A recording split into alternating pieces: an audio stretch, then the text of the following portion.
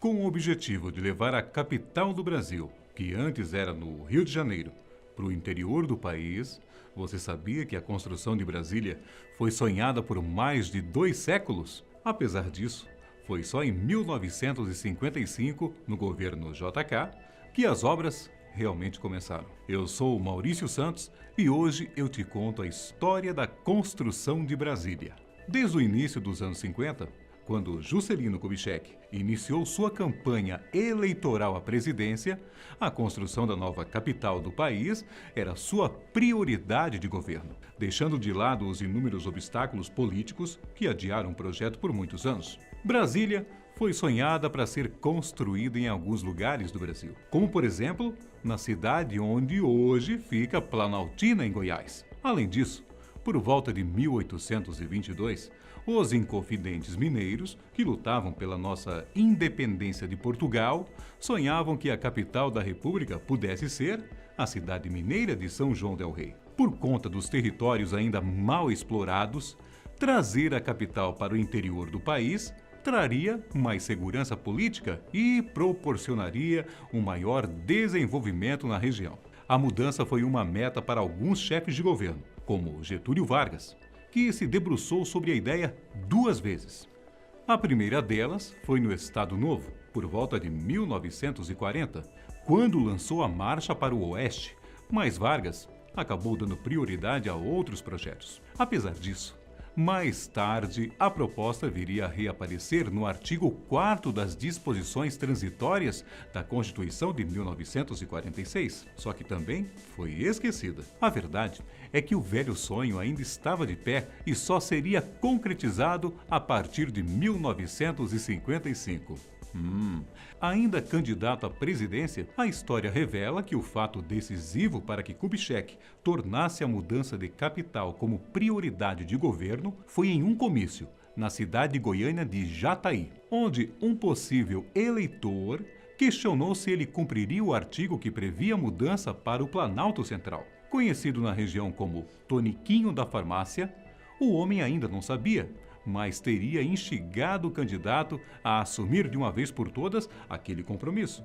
E assim foi feito. Na época, os técnicos que elaboravam o plano de metas de JK até foram pegos de surpresa com a chamada meta-síntese, que seria a construção de Brasília em apenas 4 anos. Só que isso não impediu que eles seguissem as ordens. Acredite se quiser, mas um concurso foi realizado para decidir como seria a nova capital do Brasil. A ideia era de que o concurso pudesse ser internacional, porque, para Kubitschek, ampliar a área de concorrência poderia fazer surgir projetos mais originais. Mas após longos debates e reuniões com alguns arquitetos e assessores, foi decidido por um concurso nacional. O edital estabelecia que o plano piloto deveria abranger um traçado básico da cidade, indicando os principais elementos da estrutura urbana e onde cada um deles ficaria disposto. Além disso, o documento previa também que os trabalhos deveriam ser entregues dentro de 120 dias e o prêmio concedido ao primeiro colocado seria de 1 milhão de cruzeiros, o que atualmente daria pouco menos de 400 mil reais. O concurso despertou enorme interesse no país inteiro. Arquitetos, empresas de engenharia e até o público em geral apresentaram projetos de vários gêneros, a maior parte com grande potencial.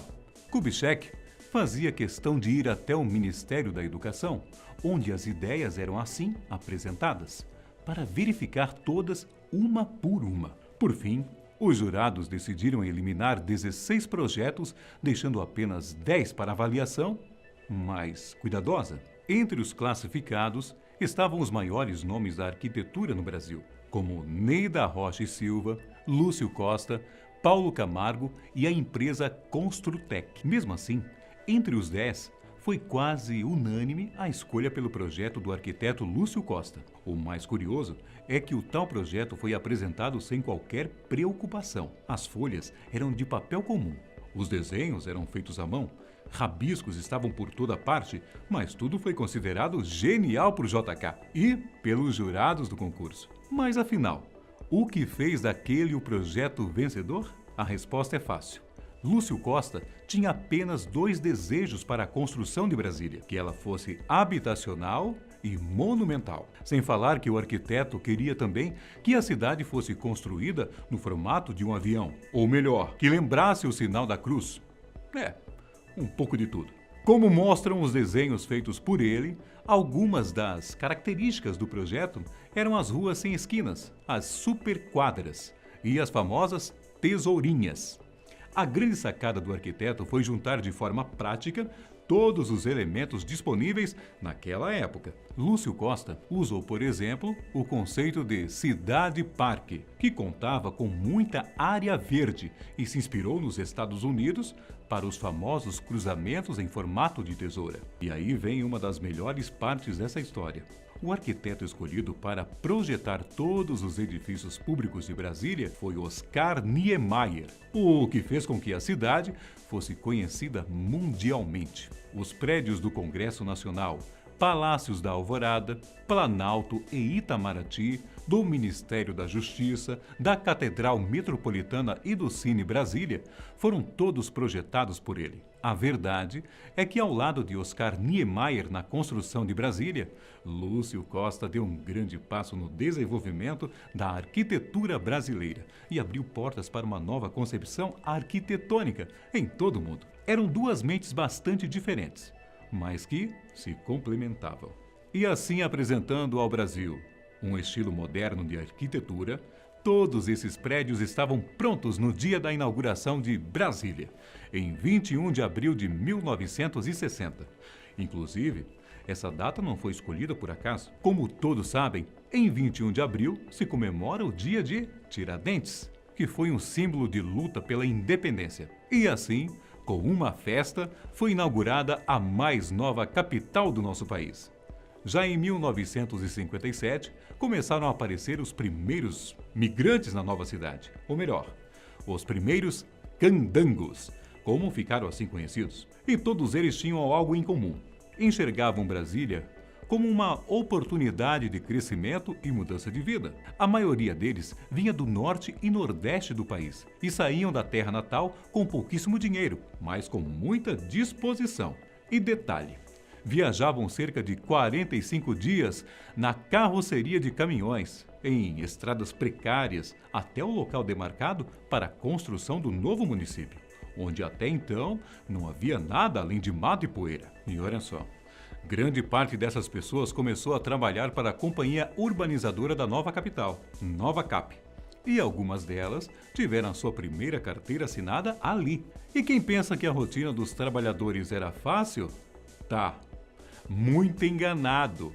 Os operários muitas vezes trabalhavam das 6 da manhã às 6 da tarde e, em alguns casos, chegavam a trabalhar 16 horas por dia, parando apenas para se alimentar. Tudo isso porque o salário era pago de acordo com as horas trabalhadas. E como estavam em busca de melhores condições de vida, muitos não se importavam com o cansaço. Apesar disso, os operários contavam com dormitórios, alimentação no local e atendimento médico. Pouco tempo depois, em homenagem a esses trabalhadores, foi instalada na Praça dos Três Poderes a escultura Os Guerreiros, que logo foi apelidada como Os Candangos.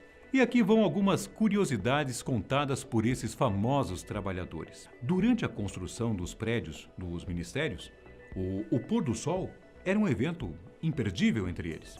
Isso porque o céu alaranjado ficava cheio de faíscas de fogo provocadas pelas máquinas de solda na estrutura metálica dos prédios. Mas era uma novidade no Brasil. Há quem diga que quem assistiu à chuva de faíscas no céu de Brasília não esqueceu jamais. E as lavadeiras de Lusiânia também eram um fenômeno na época. Eu te explico. Enquanto Brasília começava a tomar forma, em meio a tantas estruturas e guindastes, o que mais se sobressaía era a poeira. E quando chovia, era ainda pior, porque tudo virava barro. Assim, as construtoras começaram a requisitar os serviços das lavadeiras para cuidar das roupas imundas dos trabalhadores. E o mais curioso, por conta da alta demanda, As peças acabavam sendo trocadas, o que tornou frequente ver um operário com meias com cores diferentes aqui, um engenheiro com uma calça apertada ali. Era uma confusão. E foi em meio a festas, missas, apresentações e desfiles, tudo sob fogos de artifícios, que Brasília nasceu. E a cidade deu o que falar. Nos 4 cantos do país só se falava na nova capital, que traria consigo o pleno desenvolvimento daquela região. Juscelino Kubitschek, conhecido como Boêmio na época, não hesitou e abriu o baile de inauguração, juntamente com a então Miss Brasília de 1959, Marta Garcia. Apesar de inaugurada, a cidade ainda não estava completamente construída, mas já dispunha de infraestrutura e serviços urbanos básicos para funcionar como uma capital. Mas o curioso é que no planejamento da transferência, ninguém se preparou para enfrentar a baixíssima umidade do ar do Planalto Central. Os móveis que foram comprados no Rio de Janeiro ou em São Paulo começaram a estalar. Isso porque o clima ressecava a cola e afetava a própria madeira, fazendo as mesas se romperem. E esses problemas teriam sido mais graves se não fosse a construção do Lago Paranoá, em 1959. E olha que interessante, a primeira criança a nascer em Brasília, na manhã da inauguração da nova capital, foi Brasiliano Pereira da Silva, ou Brasil, como ficou assim conhecido. Não poderia ter um nome melhor, né? Os padrinhos, claro, foram o então presidente Juscelino Kubitschek e sua esposa, a primeira-dama Sara Kubitschek. Agora me diz os comentários. Qual outro projeto arquitetônico ou cidade você gostaria de saber como foi construída? Até o próximo vídeo aqui da Fatos Desconhecidos. Eu fico por aqui. Fique com Deus e tchau.